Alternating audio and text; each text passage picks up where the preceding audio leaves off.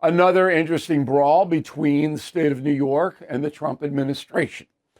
So the New York City Transit Authority is always a problem. And it gets $14 billion from the federal government.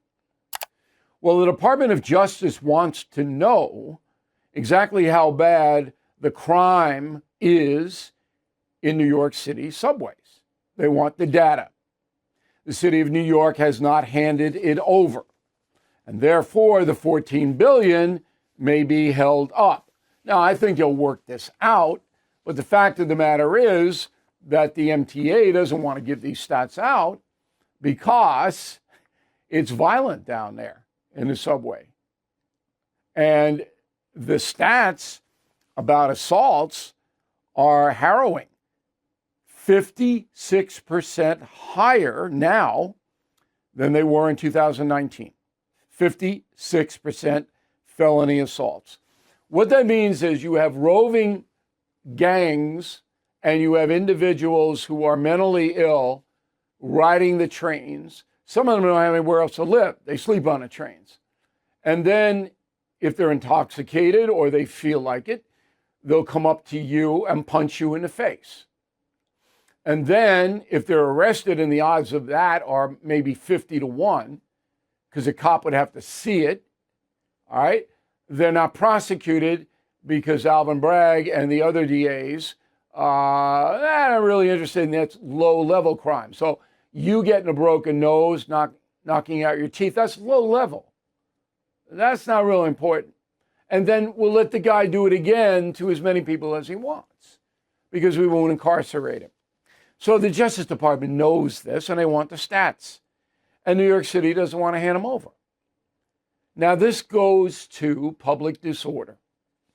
And it goes right to Mayor Adams, right to Governor Hochul, and the progressive Democratic machine that runs the city of New York and much of the state.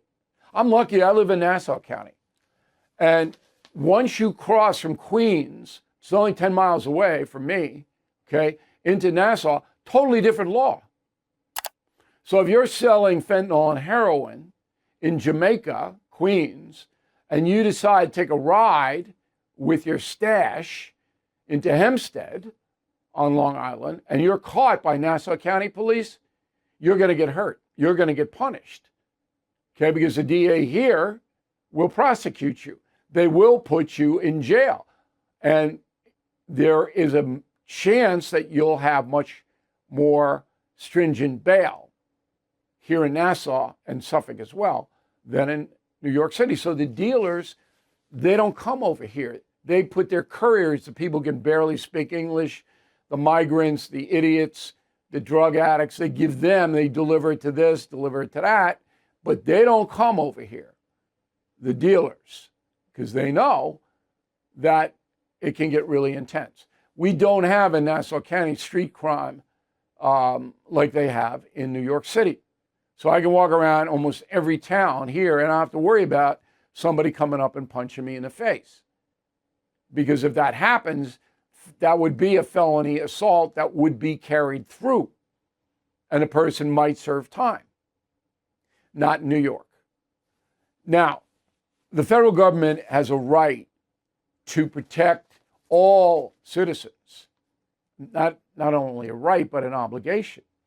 And if the Justice Department said, look, we have an out-of-control situation in San Francisco, in Chicago, in New York City, and all three of those places you do, then they're not going to get federal dollars until they clean it up.